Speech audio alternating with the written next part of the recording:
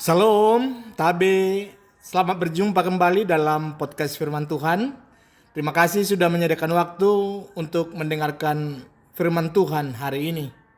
Saya tahu bahwa di tengah kesibukan saudara, ini bukan waktu yang sedikit. Tapi saya yakin Firman Tuhan yang akan kita pelajari hari ini sangat relevan dan sangat dibutuhkan untuk kehidupan kita. Sebelum kita mulai, mari kita berdoa. Bapa kami di surga, Bapa yang maha baik, kami datang ke hadirat-Mu dengan hati yang rindu mendengarkan suara-Mu. Bukalah hati kami untuk menerima kebenaran firman-Mu. Bukalah pikiran kami untuk memahami pengajaran-Mu. Bukalah kehendak kami untuk taat pada perintah-Mu. Kiranya melalui firman ini, kami semakin percaya bahwa Engkau adalah Bapa yang baik, yang memelihara anak-anak-Mu. Berkatilah waktu kami bersama ini. Dalam nama Tuhan Yesus Kristus kami berdoa. Amin. Hari ini kita akan membahas tema pemeliharaan Allah yang universal. Dari nas kita itu yang sangat terkenal dari Matius 6 ayat 25 sampai 34. Kalau saya tanya, siapa di antara saudara yang pernah khawatir? Saya yakin pasti semua angkat tangan kan? Khawatir tentang uang, khawatir tentang pekerjaan, khawatir tentang kesehatan, khawatir tentang anak-anak, khawatir tentang masa depan, khawatir tentang banyak hal. Kita hidup di zaman yang penuh tekanan. Apalagi saat ini harga-harga naik, ekonomi tidak menentu, persaingan kerja ketat, biaya sekolah anak mahal, biaya hidup semakin tinggi. Wajar kalau kita khawatir. Tapi hari ini Yesus sendiri yang akan berbicara kepada kita. Dan pesannya sederhana tapi sangat kuat. Jangan khawatir. Bukan karena masalah kita tidak nyata. Bukan karena tantangan kita tidak berat. Tapi karena ada Bapa di surga yang memelihara kita. Saudara-saudari, sekarang kita akan melihat siapa penulis Matius yang nas kita yang kita baca hari ini. Injil Matius itu ditulis oleh Matius yang juga disebut Lewi. Dia seorang pemungut cukai yang menjadi murid Yesus. Dia dipanggil langsung oleh Yesus dari meja cukainya. Itu dikatakan di Matius 9 ayat 9. Matius adalah orang yang sempurna untuk menulis Injil. Ini alasannya bahwa dia dulunya pemungut cukai, jadi dia terbiasa dengan angka dan detail. Dia orang Yahudi, jadi dia sangat paham perjanjian lama. Lalu dia adalah saksi mata dari pelayanan Yesus. Kapan dan untuk siapa Matius ditulis? Injil Matius kemungkinan besar ditulis sekitar tahun 50 sampai 70 Masehi. Ini untuk pembaca utama orang Yahudi yang sudah percaya kepada Yesus. Makanya kalau kita lihat di dalam Injil Matius, banyak kutipan perjanjian lama. Lebih dari 60 kutipan. Banyak rujukan ke nubuat mesianik. Lalu penekanan bahwa Yesus adalah Mesias yang dinanti-nantikan. Tapi meskipun ditulis untuk orang Yahudi, pesannya ini sangat universal untuk semua orang, termasuk kita hari ini. Jadi kalau kita lihat struktur Injil Matius, ini dibagi beberapa bagian besar. Kalau kita lihat misalnya pasal 1 sampai 4 itu berbicara tentang kelahiran dan persiapan pelayanan Yesus. Pasal 5 sampai 7 adalah khotbah di bukit dan yang kita baca hari ini. Lalu pasal 8 ayat 9 itu ada mujizat-mujizat Yesus. Pasal 10 pengutusan ke-12 murid. Pasal 11-12 penolakan terhadap Yesus. Pasal 13 perumpamaan kerajaan Allah. Pasal 14 sampai 20 pelayanan Yesus berlanjut. Pasal 21-25 ini minggu terakhir di Yerusalem. Pasal 26 dan 28 itu adalah penderitaan, kematian dan kebangkitan Yesus. Jadi nas kita hari ini adalah di pasal 6. Itu bagian dari khotbah di bukit. Saudara-saudara, apa itu khotbah di bukit?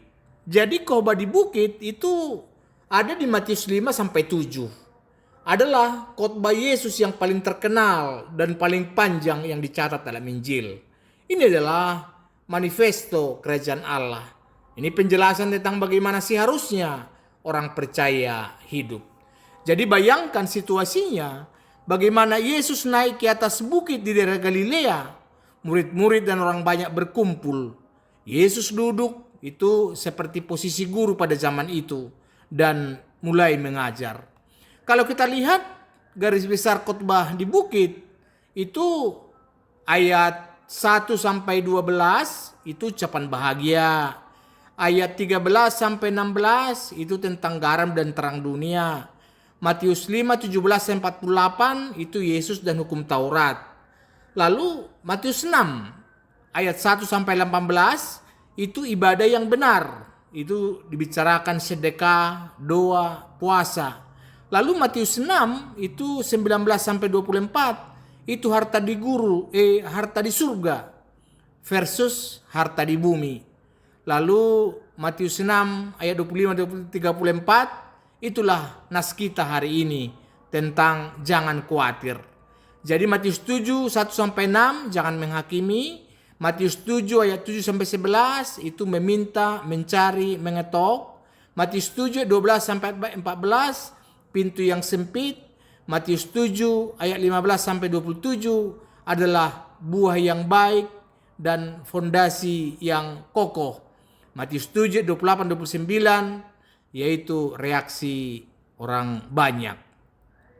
Saudara-saudari, sebelum nas kita ayat 25-34, itu Yesus baru saja bicara tentang harta di surga versus harta di bumi. Itu tadi ayat 19 sampai 24. Di sini Yesus bilang, janganlah kamu mengumpulkan harta di bumi, karena di mana hartamu berada, di situ juga hatimu berada.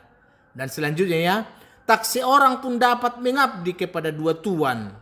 Lalu kamu tidak dapat mengabdi kepada Allah dan kepada Mammon. Nah, setelah bicara tentang bahaya cinta uang, sekarang Yesus bicara tentang bahaya khawatir soal uang. Ini dua sisi mata uang yang sama. Yang satu itu orang kaya cenderung mencintai uang.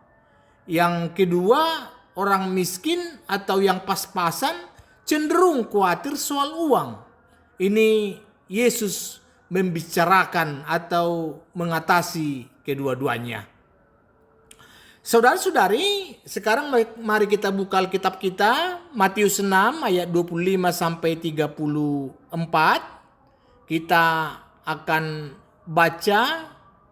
Jadi ini adalah firman Tuhan yang langsung dari mulut Yesus sendiri. Mari kita baca dengan seksama. Karena itu aku berkata kepadamu, janganlah khawatir akan hidupmu, akan apa yang hendak kamu makan atau minum, dan janganlah khawatir pula akan tubuhmu, akan apa yang hendak kamu pakai. Bukankah hidup itu lebih penting daripada makanan, dan tubuh itu lebih penting daripada pakaian? Pandanglah burung-burung di langit, yang tidak menabur dan tidak menuai, dan tidak mengumpulkan bekal dalam lumbung, namun diberi makan oleh Bapamu yang di sorga. Bukankah kamu jauh lebih melebihi burung-burung itu? Siapakah di antara kamu yang karena kekhawatirannya dapat menambahkan sehasta saja pada jalan hidupnya? Dan mengapa kamu khawatir akan pakaian? Perhatikanlah bunga bakung di ladang yang tumbuh tanpa bekerja dan tanpa memintal. Namun aku berkata kepadamu, Salomo dalam segala kemegahannya pun tidak berpakaian seindah salah satu dari bunga itu. Jadi jika demikian Allah mendandani rumput di ladang yang hari ini ada dan besok dibuang ke dalam api, tidakkah ia akan terlebih lagi mendandani kamu, hai orang yang kurang percaya? Sebab itu janganlah kamu khawatir dan berkata, apakah yang akan kami makan? Apakah yang kami minum? apakah yang akan kami pakai? Semua itu dicari bangsa-bangsa yang tidak mengenal Allah. Akan tetapi Bapamu yang di sorga tahu bahwa kamu memerlukan semuanya itu. Tetapi carilah dahulu kerajaan Allah dan kebenarannya, maka semuanya itu akan ditambahkan kepadamu. Sebab itu, janganlah kamu khawatir akan hari besok, karena hari besok mempunyai kesusahannya sendiri. Kesusahan sehari cukuplah untuk sehari. Demikian bacaan kita saat ini. Saudara-saudari, mari kita masuk ke bagian yang pertama. Di ayat 25, ini perintah untuk tidak khawatir. Ayat 25 berbunyi, karena itu aku berkata kepadamu, janganlah khawatir akan hidupmu, akan apa yang hendak kamu makan atau minum, dan janganlah khawatir pula akan tubuhmu, akan apa yang hendak kamu pakai. Bukankah hidup itu lebih penting daripada makanan, dan tubuh itu lebih penting daripada pakaian? Karena itu, ayat ini dimulai dengan karena itu. Ini artinya ada hubungan dengan ayat sebelumnya. Jadi seperti yang saya katakan tadi, Yesus baru saja bilang ya tidak bisa mengabdi kepada Allah dan kepada Mamon. Sekarang Yesus jelaskan, karena kamu sudah pilih mengabdi kepada Allah, jangan khawatir soal kebutuhan hidup. Ya, lalu dikatakan, aku berkata kepadamu. Ini adalah formula khas daripada Yesus. Dia tidak bilang Musa berkata atau para nabi berkata, tapi dikatakan aku berkata. Yesus berbicara dengan otoritas. Dia bukan sekedar guru atau nabi. Dia adalah Tuhan yang berkuasa atas hidup kita. Yang pertama dikatakan janganlah khawatir. Kata khawatir kalau di dalam bahasa Yunani adalah merimnao. Kalau kita lihat artinya dibagi-bagi pikirannya. Terganggu, gelisah, cemas yang berlebihan, terdistraksi. Ini bukan bicara soal perhatian atau perencanaan yang wajar. Ini bicara soal kekhawatiran yang berlebihan yang mengganggu kepercayaan kita kepada Allah. Dan perhatikan, ini adalah perintah. Janganlah khawatir. Jadi ini bukan sekedar saran, bukan anjuran, tapi janganlah khawatir. Ini perintah. Artinya bahwa khawatir itu adalah dosa kalau itu mengganggu kepercayaan kita kepada Allah. Sekarang kita lihat di sini ada 3 area kekhawatiran utama yang ada di dalam manusia. Di sini Yesus sebutkan 3 area yang paling sering bikin kita khawatir. Yang pertama adalah makanan. Apa yang hendak kamu makan atau minum? Ini tentang kebutuhan pokok, kebutuhan sehari-hari. Besok makan apa? Uang habis gimana? Lalu yang kedua, pakaian. Apa yang hendak kamu pakai?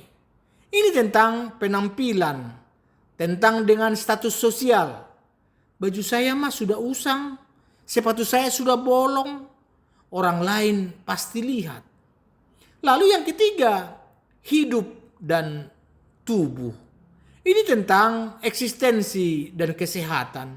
Bagaimana nanti kalau sakit? Bagaimana kalau saya tidak kuat lagi bekerja? Ini semua Yesus tahu. Dia tahu kita itu khawatir soal hal-hal ini. Tapi dia bilang, jangan. Argumen pertama Yesus, yang lebih besar versus yang lebih kecil. Jadi, bukankah hidup itu lebih penting daripada makanan dan tubuh itu lebih penting daripada pakaian? Ini merupakan argumen logis dari Yesus. Allah sudah kasih saudara hidup yang lebih besar. Masa dia tidak kasih makanan yang lebih kecil? Allah sudah kasih saudara tubuh yang lebih besar. Masa dia tidak kasih pakaian yang lebih kecil?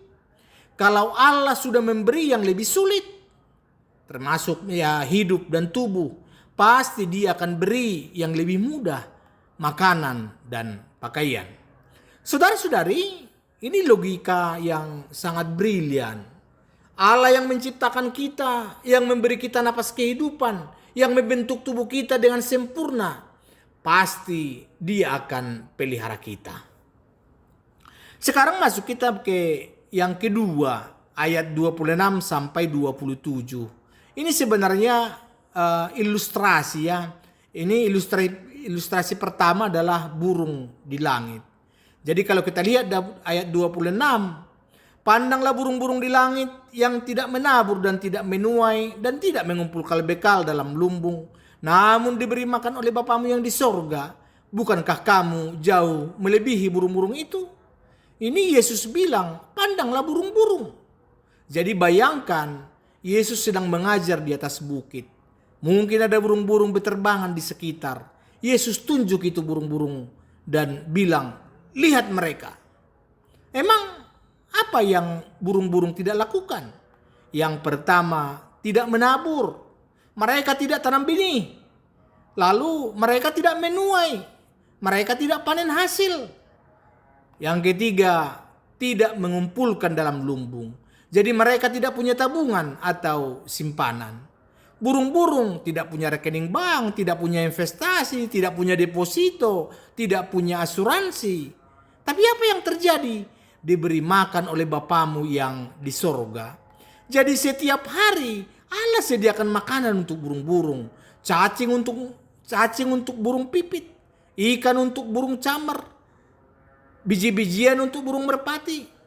Lalu Yesus tanya, bukankah kamu jauh melebihi burung-burung itu? Tentu saja, manusia diciptakan segambar dengan Allah. Manusia adalah mahkota ciptaan. Manusia jauh lebih berharga daripada burung.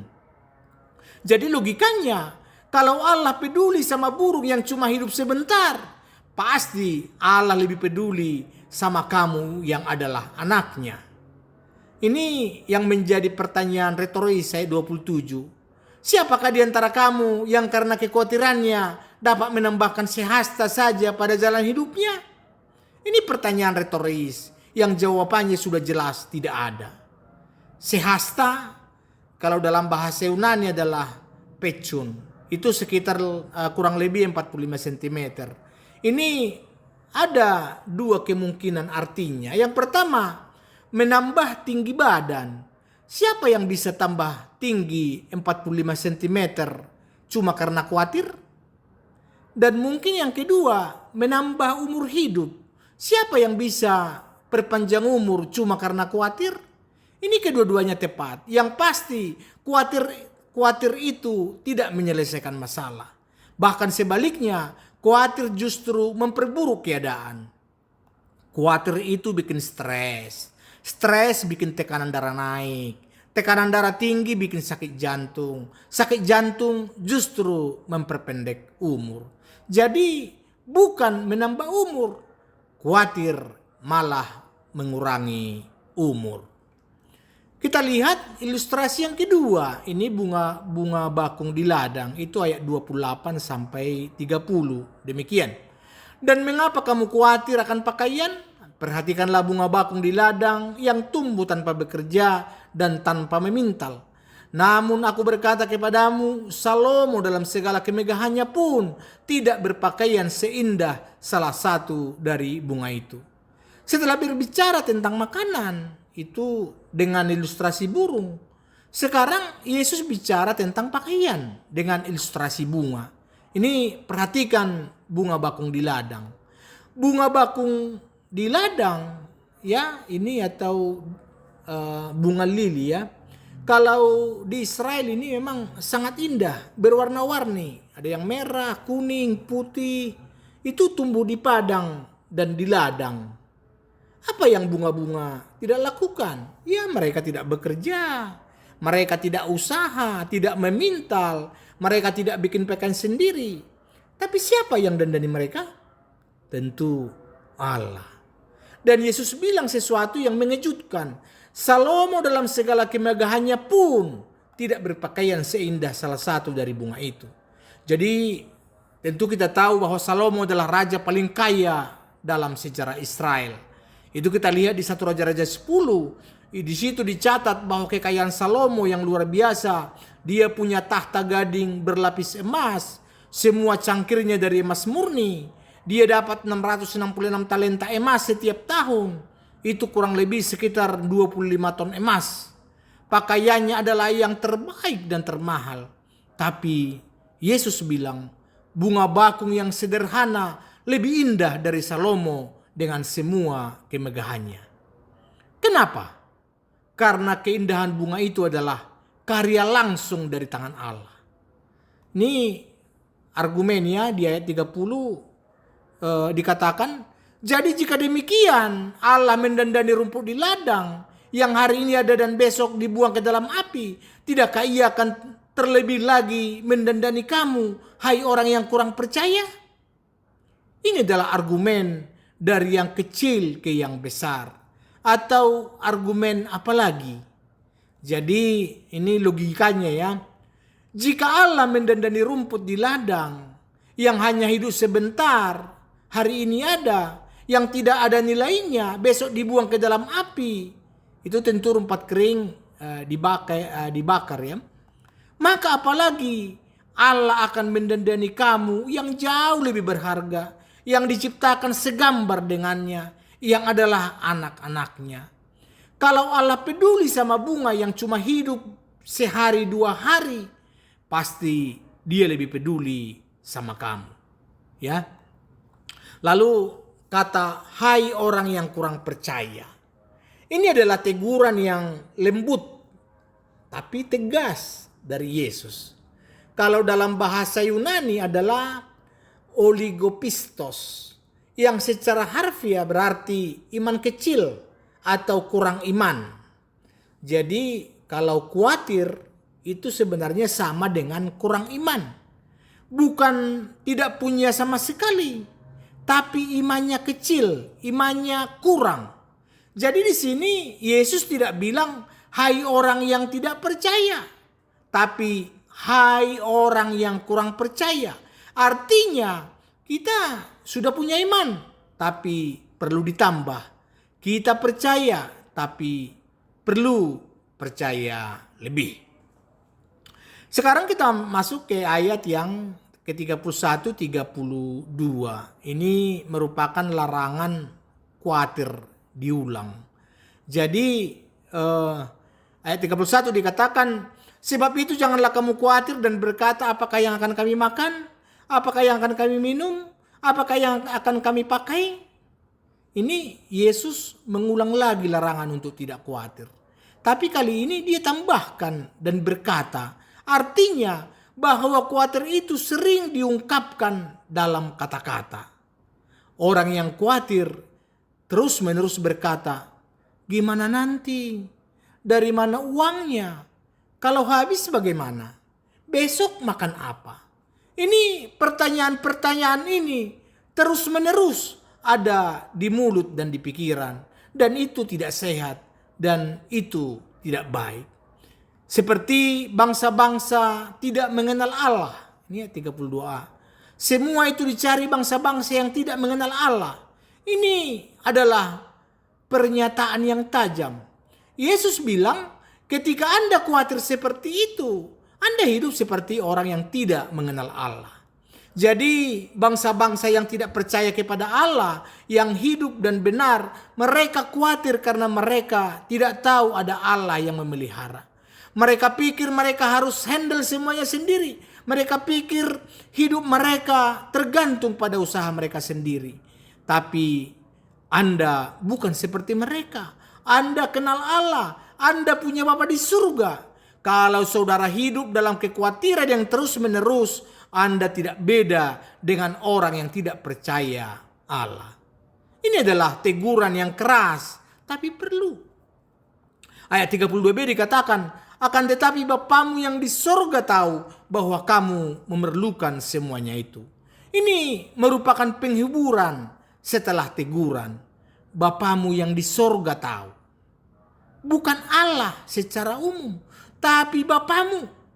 Allah yang punya hubungan personal dengan kita, yang peduli pada kita seperti Bapa peduli pada anak-anaknya.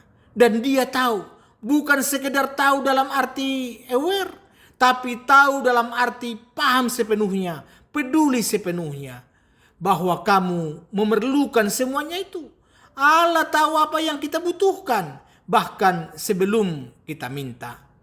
Kalau kita lihat di Matius 6 ayat 8, ini sebelum nas kita hari ini ya, Yesus sudah berkata, Bapamu mengetahui apa yang kamu perlukan sebelum kamu minta kepadanya. Kalau Allah sudah tahu apa yang kita perlukan, mengapa kita masih khawatir? Sekarang kita ayat 33, prioritas yang benar. Dikatakan, tetapi carilah dahulu kerajaan Allah dan kebenarannya, maka semuanya itu akan ditambahkan kepadamu. Ini adalah ayat inti dari seluruh perikop kita hari ini. Ini adalah kunci untuk hidup tanpa khawatir. Ya, dimulai kata tetapi.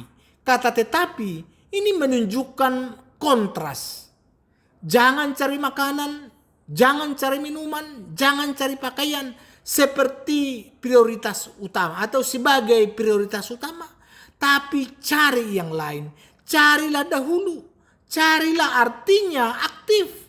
Dengan usaha, dengan sungguh-sungguh. Kalau dahulu artinya prioritas pertama. Nomor satu yang utama. Bukan cari kalau sempat. Bukan cari kalau sudah dapat makanan dulu. Tapi dahulu itu artinya sebelum yang lain. Jadi kerajaan Allah dan kebenarannya. Kalau kerajaan Allah tentu maksudnya adalah pemerintahan Allah, kedaulatan Allah, kehendak Allah yang digenapi di bumi seperti di surga. Jadi mencari kerajaan Allah itu berarti kita tunduk pada perintah Allah. Hidup kita sesuai dengan nilai-nilai kerajaan Allah. Kita mengutamakan kehendak Allah di atas keinginan sendiri. Kita memprioritaskan hal-hal yang kekal di atas yang sementara. Jadi kalau kata kebenarannya, hidup yang benar di hadapan Allah. Hidup yang kudus, hidup yang sesuai dengan standar Allah. Lalu dikatakan, maka semuanya itu akan ditambahkan kepadamu. Ini adalah janji Allah. Dikatakan semuanya itu. Ini merujuk ke makanan, minuman, pakaian, dan semuanya kebutuhan hidup yang disebutkan sebelumnya. Akan ditambahkan. Bukan Anda yang cari, tapi Allah yang akan tambahkan. Artinya, kalau saudara memprioritaskan Allah dalam kerajaannya, Allah akan jamin kebutuhan saudara tercukupi. Bukan berarti saudara tidak usaha, bukan berarti saudara malas, tapi artinya prioritas saudara benar Allah dulu, bukan uang dulu. Usaha saudara dengan iman, bekerja, tapi percaya Allah yang berkati. Kepercayaan saudara kepada Allah artinya yakin Allah akan pelihara kita. Sekarang kita lihat ayat 34. Ya, hidup satu hari pada satu waktu. Jadi dikatakan, sebab itu janganlah kamu khawatir akan hari besok, karena hari besok mempunyai kesusahannya sendiri. Kesusahan sehari cukuplah untuk sehari. Ini adalah ayat penutup yang sangat praktis dan bijaksana. Ya, jangan kamu khawatir akan hari besok. Jangan tambahkan beban hari besok ke hari sekarang, ke hari ini. Hari ini sudah ada tanggung jawabnya sendiri. Hari ini sudah ada tugasnya sendiri. Jangan ditambah dengan khawatir tentang besok. Hari besok mempunyai kesusahannya sendiri. Ini Yesus sangat realistis. Dia tidak bilang besok pasti tidak ada masalah. Dia bilang besok ada kesusahannya sendiri. Tapi kesusahan itu untuk besok, bukan untuk hari ini. Kesusahan sehari cukuplah untuk sehari. Ini adalah prinsip hidup yang sangat bijak. Hidup satu hari pada satu waktu. Jangan bawa beban kemarin. Jangan bawa beban besok. Fokuskan pada hari ini. Tuhan kasih kekuatan untuk hari ini. Kasih karunia untuk hari ini. Pemeliharaan untuk hari ini. Besok ada kasih karunia-Nya sendiri. Saudara-saudari, sekarang mari kita lihat pelajaran teologis yang penting dari nas kita hari ini. Pelajaran pertama adalah Allah adalah Bapa yang peduli. Perhatikan, kalau dalam nas ini Yesus berulang kali sebut Allah sebagai Bapamu. Tadi di ayat 26, Bapamu yang di sorga. Ayat 32 juga ada Bapamu yang di sorga. Ini bukan Allah yang jauh atau Allah yang tidak peduli. Ini adalah Bapa yang dekat, yang peduli, yang mencintai anak-anaknya. Bapa yang baik tidak akan biarkan anaknya kelaparan. Bapa yang baik tidak akan biarkan anaknya tidak punya pakaian.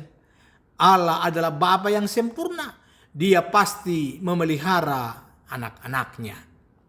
Pelajaran kedua yang bisa kita lihat adalah pemeliharaan Allah itu universal untuk semua ciptaan. Jadi Yesus kasih dua ilustrasi. Yang pertama tadi burung-burung, Allah beri makan mereka. Lalu yang kedua bunga-bunga, Allah dandani mereka. Ini menunjukkan pemeliharaan Allah itu universal untuk semua ciptaannya. Burung tidak pandang bulu. Burung pipit dapat makan, burung gagak dapat juga. Burung yang cantik dapat, burung yang biasa-biasa juga dapat. Jadi sama dengan bunga, ya. Bunga yang tumbuh di tanah istana dapat pemeliharaan Allah. Bunga yang tumbuh di pinggir jalan juga dapat pemeliharaan Allah. Kalau Allah memelihara ciptaan yang lebih rendah dengan begitu sempurna, apalagi manusia yang adalah mahkota ciptaannya. Ini adalah pemeliharaan yang universal, tidak terbatas pada kelompok tertentu, tidak diskriminatif, tidak pilih kasih. Yang ketiga, khawatir adalah dosa karena menunjukkan kurangnya iman. Tadi Yesus bilang, hai orang yang kurang percaya. Ini menunjukkan bahwa khawatir berlebihan adalah indikasi iman yang lemah.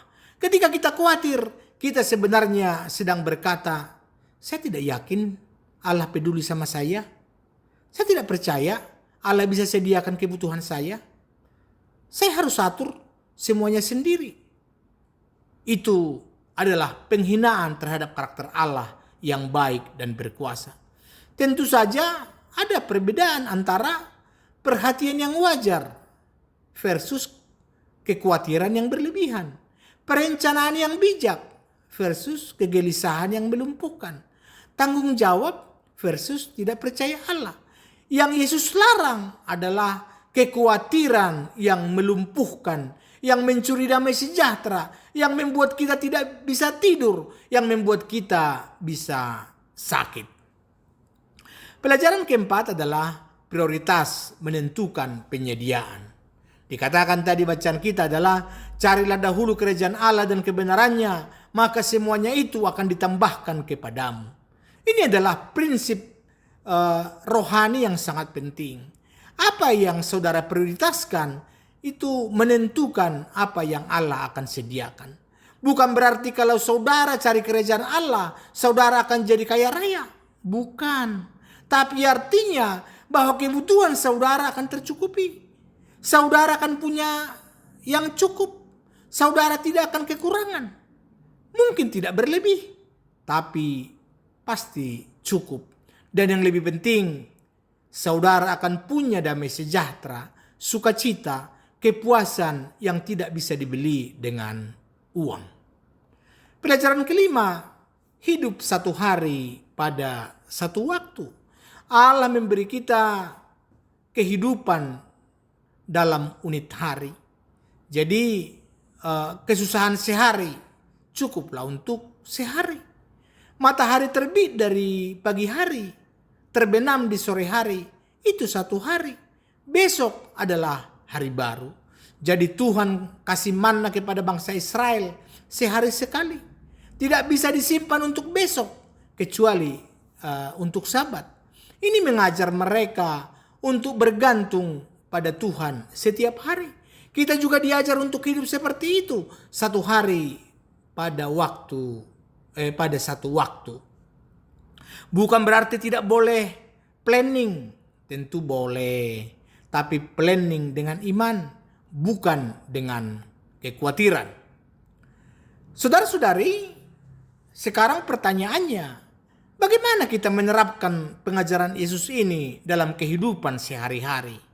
Ya, yang pertama, kenali apa yang membuat saudara khawatir. Jadi langkah pertama untuk mengatasi kekhawatiran adalah mengidentifikasi apa yang membuat saudara khawatir.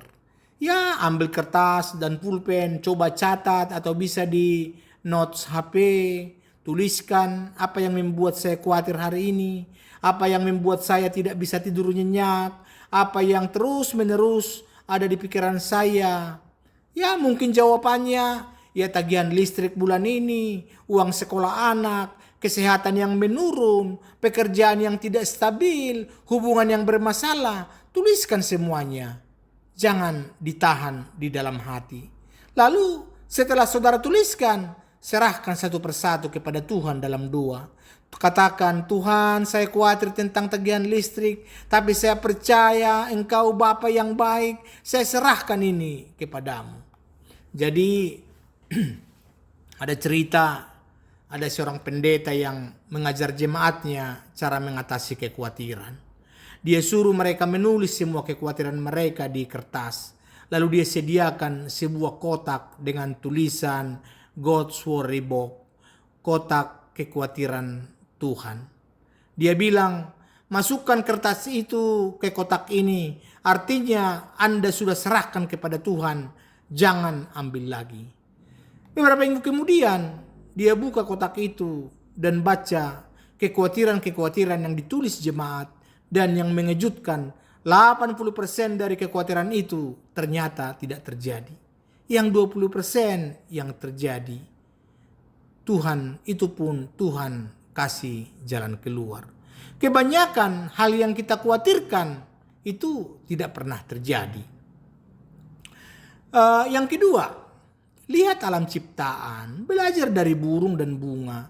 Tadi Yesus bilang, pandanglah burung-burung dan perhatikanlah bunga bakung. Lakukan itu secara harfiah.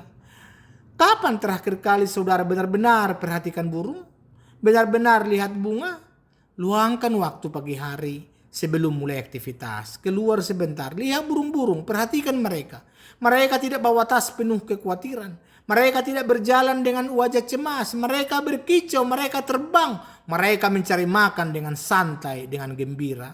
Jadi mereka hidup hari ini. Mereka tidak khawatir tentang besok. Itu lihat bunga-bunga di taman, ya. Atau kalau tidak ada di taman, ya mungkin ada di pot bunga saudara di depan rumah.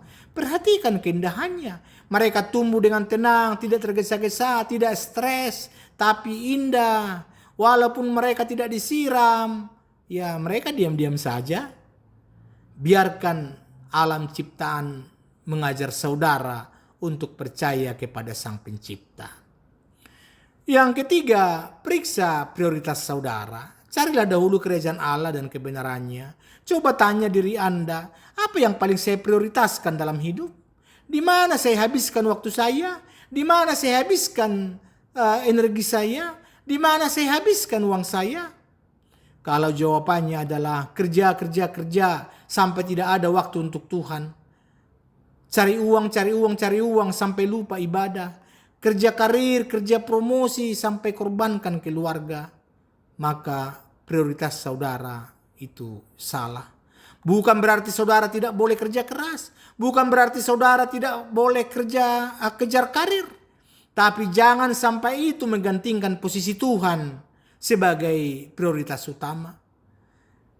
Sekarang untuk contoh yang praktis, boleh kita cek prioritas waktu.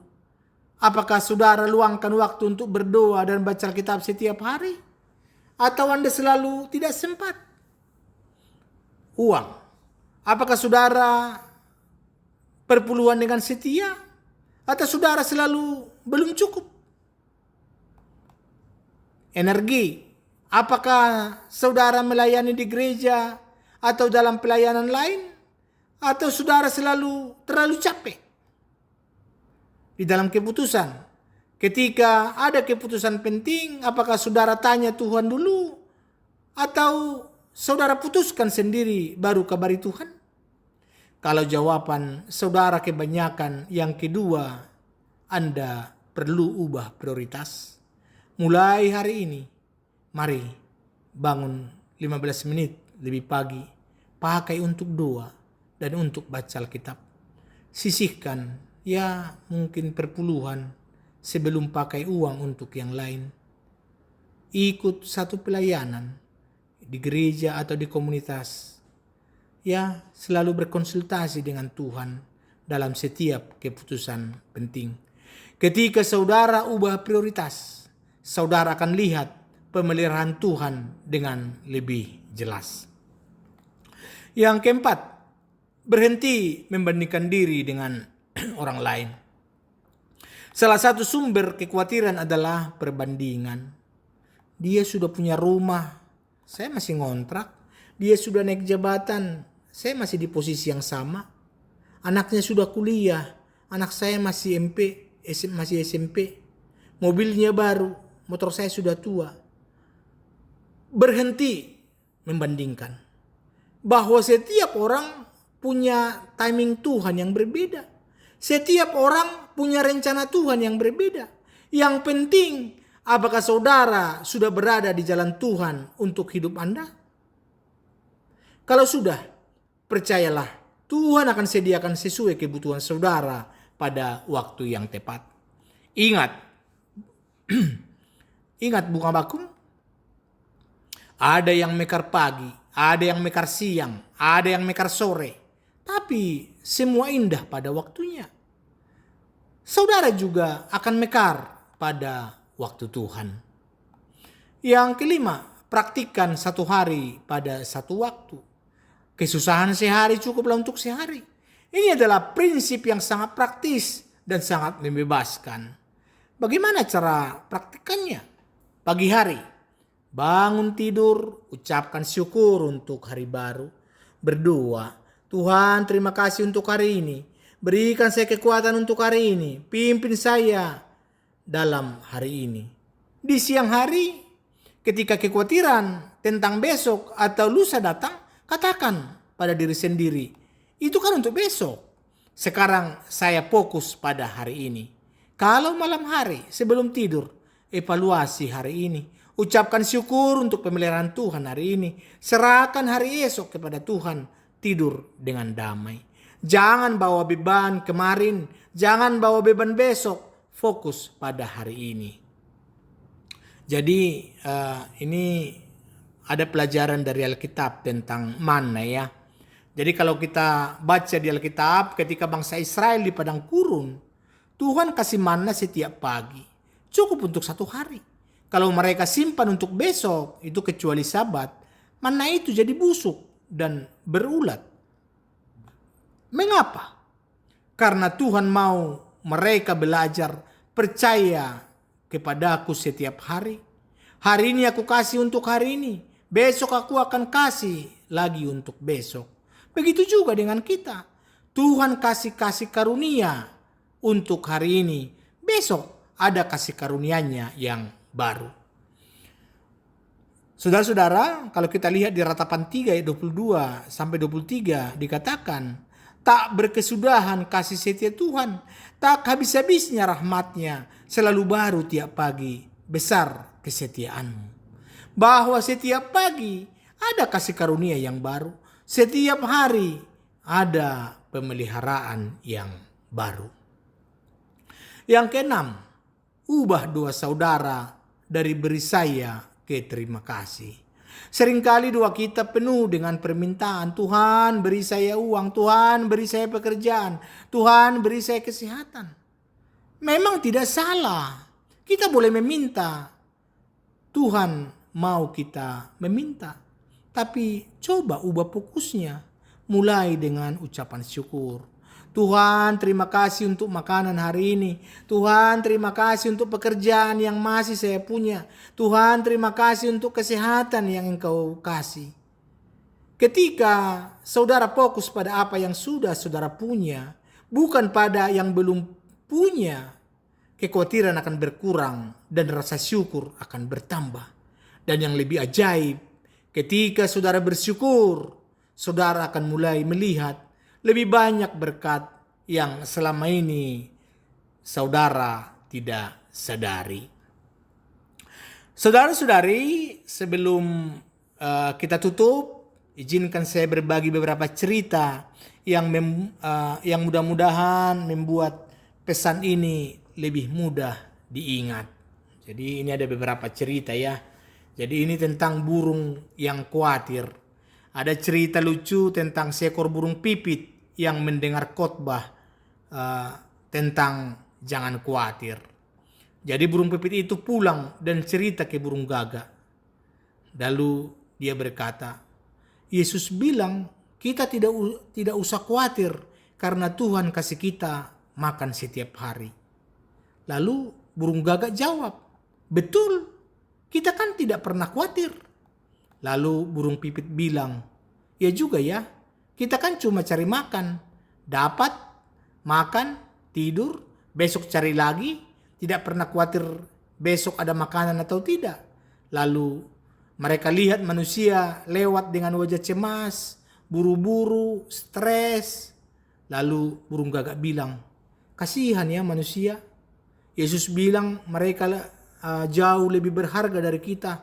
Tapi kenapa mereka lebih banyak khawatir dari kita? Lalu burung pipit jawab, mungkin karena mereka punya rekening bank, kartu kredit, dan cicilan. Tapi ini joke ya. Tapi ada benarnya. Kadang-kadang sistem yang kita buat sendiri justru yang bikin kita khawatir. Lalu cerita kedua. Ini sehasta tinggi. Yesus bilang, siapa yang bisa tambah sehasta tinggi karena khawatir? Ada seorang bapak yang pendek. Ya, tingginya cuma 160 cm. Dia khawatir karena anaknya yang cowok juga pendek. Lalu dia pikir, gimana nanti kalau dia mau nikah? Cewek kan suka yang tinggi. Setiap hari dia khawatir. Dia kasih anaknya susu peninggi badan. Dia suruh olahraga basket. Tidur jangan terlalu malam. Semuanya supaya anaknya tinggi. Tapi dia sendiri stres, khawatir terus. Akhirnya sakit. Tekanan darah tinggi, harus betres. Ya. Dokter bilang, Bapak stres ya? Jangan terlalu banyak pikiran. Stres itu bisa bikin tubuh makin pendek loh. Karena postur jadi bungkuk. Bapak itu baru sadar. Wah, benar ya.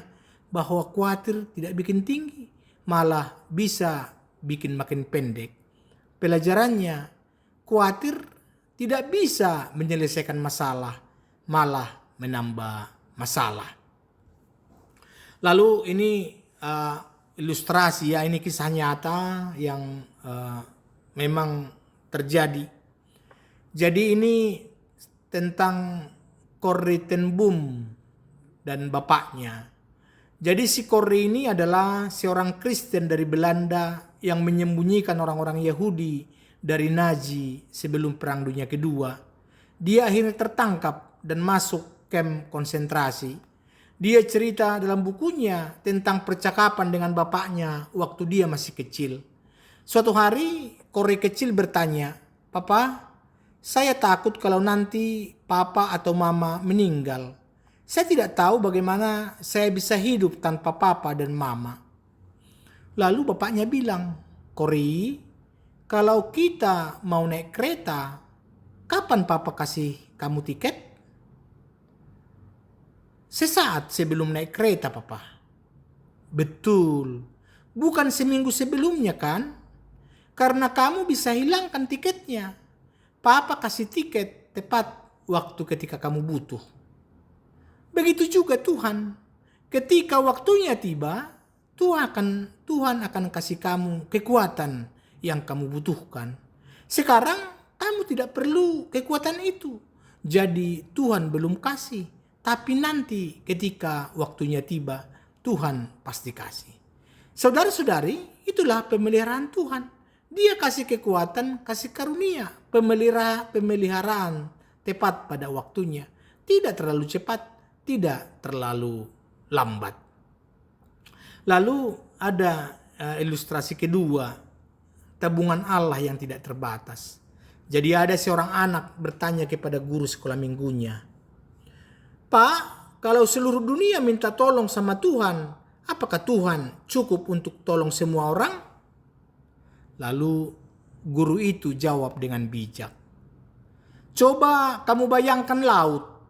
Kalau satu orang ambil satu ember air laut, apakah laut jadi berkurang?" Lalu dijawab, "Tidak, Pak." "Kalau 1 juta orang ambil satu ember air laut, apakah laut jadi berkurang?" "Tidak juga, Pak." Nah, begitu juga dengan Tuhan. Berkat Tuhan, kasih karunia Tuhan, pemeliharaan Tuhan itu seperti laut yang tidak terbatas. Mau 1 orang yang minta atau 1 miliar orang yang minta, Tuhan tidak pernah kehabisan untuk kasih. Saudara-saudari, Tuhan tidak akan pernah kehabisan berkat untuk saudara. Dia punya tabungan yang tidak terbatas. Jangan takut minta, jangan khawatir, dia tidak cukup untuk Anda. Jadi jangan khawatir bahwa Tuhan tidak cukup untuk kita. Lalu yang ketiga, ini eksperimen Josh Muller tentang kepercayaan harian. Mungkin sudah pernah dengar ya, ini sering dengar ini di khotbah bahkan di buku. Itu Josh Muller itu ada satu pelajaran penting dari hidupnya tentang hidup. Satu hari pada satu waktu, Josh Muller punya prinsip tidak pernah mengumpulkan dana cadangan untuk panti asuhan. Lalu orang bertanya, "Kenapa tidak nabung? Kalau ada tabungan kan lebih aman." Josh Muller jawab, "Kalau saya punya tabungan banyak, saya akan percaya pada tabungan itu, bukan pada Tuhan. Saya mau setiap hari percaya bahwa Tuhan akan sediakan untuk hari itu." Dan benar, selama puluhan tahun mengurus ribuan anak yatim piatu, tidak pernah sekalipun ada hari di mana mereka tidak punya makanan. Tuhan selalu sediakan tepat waktu. Bukan berarti kita tidak boleh nabung ya. Alkitab juga ajar kita untuk bijak dalam keuangan. Tapi poinnya, jangan percaya pada tabungan saudara. Percayalah pada Tuhan yang memberi saudara kemampuan untuk menghasilkan uang. Saudara-saudari yang dikasihi Tuhan, kita sudah mempelajari Matius 6 ini. Ya, saya kira sudah sangat mendalam. Mari kita ingat kembali poin-poin penting. Jangan khawatir, itu merupakan perintah Tuhan, bukan saran. Khawatir berlebihan adalah dosa karena menunjukkan kurangnya iman. Allah adalah Bapa yang peduli. Dia tahu apa yang kita perlukan sebelum kita minta. Pemeliharaan Allah itu universal. Kalau dia pelihara burung dan bunga, pasti dia pelihara kita yang jauh lebih berharga. Khawatir tidak menyelesaikan masalah. Bahkan khawatir justru menambah masalah, bikin stres, bikin sakit. Prioritas menentukan penyediaan. Cari dahulu kerajaan Allah, maka semuanya akan ditambahkan. Hidup satu hari pada satu waktu. Jangan bawa beban kemarin atau beban besok ke hari ini. Pertanyaan untuk refleksi pribadi. Sebelum kita akhiri, mari kita renungkan. Apa yang paling sering membuat saya khawatir? Apakah saya lebih percaya kepada kemampuan saya sendiri atau pada pemeliharaan Tuhan? Bagaimana prioritas hidup saya saat ini? Apakah kerajaan Allah benar-benar yang utama? Apakah saya hidup satu hari pada satu waktu atau saya membawa beban masa lalu dan masa depan? Kapan terakhir kali saya benar-benar merasakan damai sejahtera dalam pemeliharaan Tuhan? Mulai hari ini saya ajak saudara. Pertama, tuliskan semua kekhawatiran saudara. lalu serahkan satu persatu kepada Tuhan dalam doa. Kedua, luangkan waktu untuk lihat alam ciptaan. Perhatikan burung, lihat bunga. Biarkan mereka mengajar saudara untuk percaya pada Sang Pencipta. Ketiga, periksa dan ubah prioritas saudara. Pastikan kerajaan Allah dan di urutan pertama. Di dalam waktu, uang, tenaga, dan keputusan saudara. Yang keempat, praktikkan hidup satu hari pada satu waktu. Setiap pagi, ucapkan syukur dan minta kekuatan untuk hari ini. Setiap malam, serahkan hari esok kepada Tuhan. Yang terakhir, ubah dua saudara. Mulai dengan ucapan syukur sebelum permintaan. Fokus pada berkat yang sudah ada, bukan yang belum ada. Saudara-saudara yang terkasih, kita hidup di zaman yang penuh tekanan. Tuntutan hidup berat, harga naik, persaingan ketat. Wajar kalau ada kekhawatiran. Tapi hari ini Yesus berbicara kepada kita, jangan khawatir. Bukan karena masalah kita tidak nyata, tapi karena Allah kita lebih besar dari masalah kita. Bukan karena tantangan kita tidak berat, tetapi karena Bapa kita lebih kuat dari tantangan kita. Bukan karena kebutuhan kita tidak mendesak, tapi karena Pencipta kita lebih tahu dan lebih peduli dari siapapun. Dia yang beri makan burung-burung yang tidak menabur dan tidak menuai, pasti akan beri makan saudara. Dia yang dandani bunga bakung lebih indah dari Salomo, pasti akan pelihara saudara.